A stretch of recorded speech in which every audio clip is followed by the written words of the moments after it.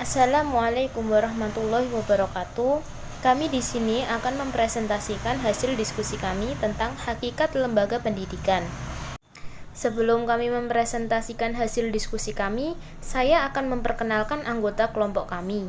Yang pertama, Alfi Nur Hidayati sebagai pemateri, yang kedua Tita Natasha Irviana sebagai pemateri, saya Isnaini Wardatun Nafiah sebagai moderator sekaligus pemateri. Saya persilahkan untuk pemateri untuk menyampaikan hasil diskusinya.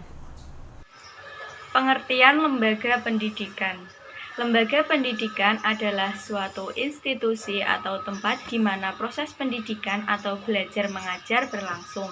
Di antaranya pendidikan di dalam keluarga, sekolah, serta dalam masyarakat. Lembaga pendidikan juga dapat didefinisikan sebagai suatu organisasi yang dibentuk untuk mencapai tujuan tertentu, yaitu transfer ilmu, pengetahuan, dan budaya kepada individu untuk mengubah tingkah laku seseorang menjadi lebih dewasa dan memperoleh kehidupan yang lebih baik di masa depan.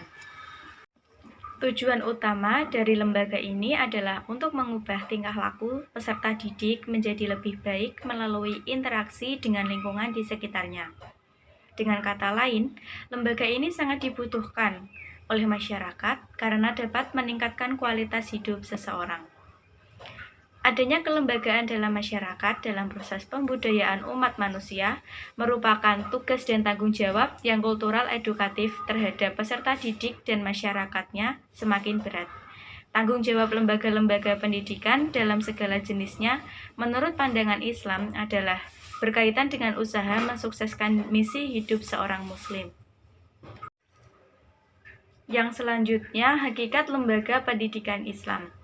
Secara etimologi, lembaga berarti asal sesuatu, acuan, sesuatu yang memberi bentuk pada orang lain, badan atau organisasi yang bertujuan mengadakan suatu penelitian keilmuan atau melakukan sesuatu.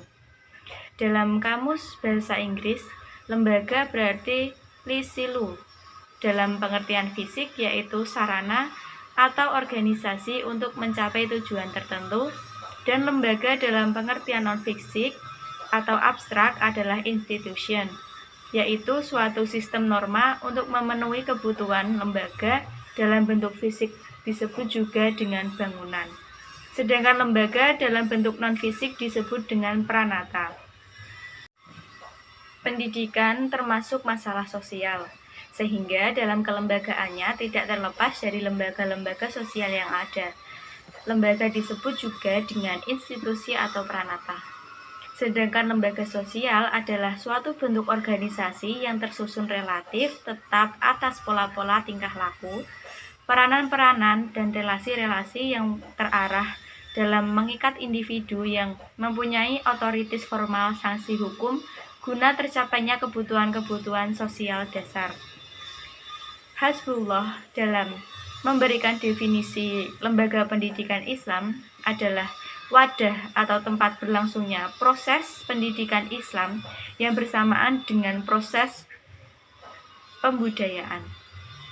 Pengertian lembaga pendidikan Islam yaitu sesuatu yang mencakup peraturan-peraturan baik yang permanen maupun yang berubah dalam bentuk non-fisik, kemudian yang berbentuk fisik adalah tempat untuk melaksanakan peraturan-peraturan seperti masjid, kutiab, dan sekolah. Sedangkan yang menjadi penanggung jawabnya adalah organisasi, orang tua, yayasan, dan negara. Jenis lembaga pendidikan Islam dapat ditinjau dari beberapa aspek yang dibagi menjadi dua. Yang pertama yaitu aspek asas ajaran Islam sebagai asas.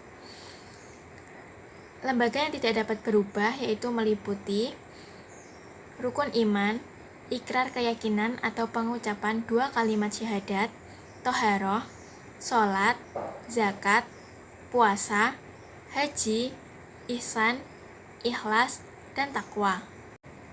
Sedangkan lembaga yang dapat berubah karena perubahan norma adalah ijtihad, fikih, lembaga-lembaga yaitu lembaga ekonomi, pergaulan sosial, politik, seni, negara, ilmu pengetahuan dan teknologi, serta lembaga pendidikan. Yang kedua adalah lembaga pendidikan Islam ditinjau dari aspek penanggung jawab. Yang pertama adalah keluarga.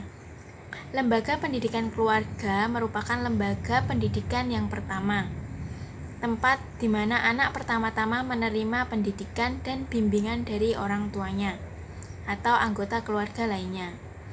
Di dalam keluarga inilah tempat meletakkan dasar-dasar kepribadian kepada anak. Yang kedua adalah sekolah. Sekolah adalah lembaga pendidikan yang penting sesudah keluarga. Sekolah memberikan pendidikan dan pengajaran kepada anak-anak mengenai apa yang tidak didapatkan anak di dalam keluarga.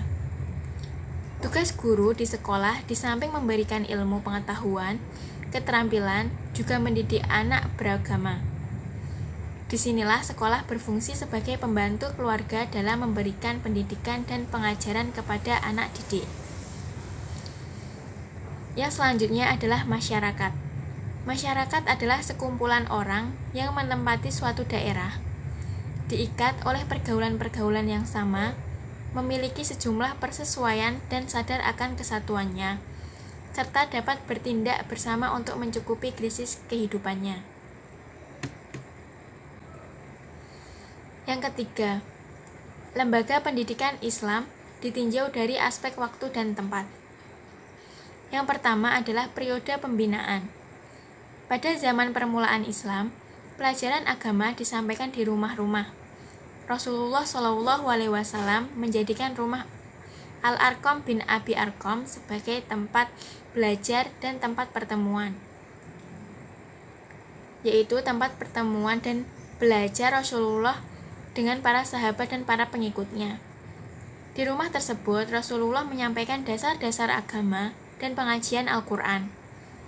Selain rumah Al-Arqam, Rasulullah juga menyampaikan pelajaran agama di rumahnya sendiri, yaitu di Mekah, sebagai tempat kaum muslimin berkumpul mempelajari akidah dan syariat Islam. Setelah Nabi hijrah ke Madinah, di Madinah didirikan lembaga baru pendidikan, yaitu masjid.